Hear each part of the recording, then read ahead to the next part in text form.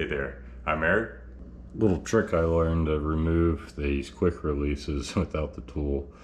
I got a real strong, I think it's a twist tie or something here. You just need one with a metal strand that's not gonna break. I got the needle nose pliers, and now pretty much just gonna twist it until the quick release comes off. There she goes. Yeah, trick never fails me. I broke my tie a little bit, but yeah. It's a little pro tip there. Take it easy. Later, man. Yep, cut. That's a wrap.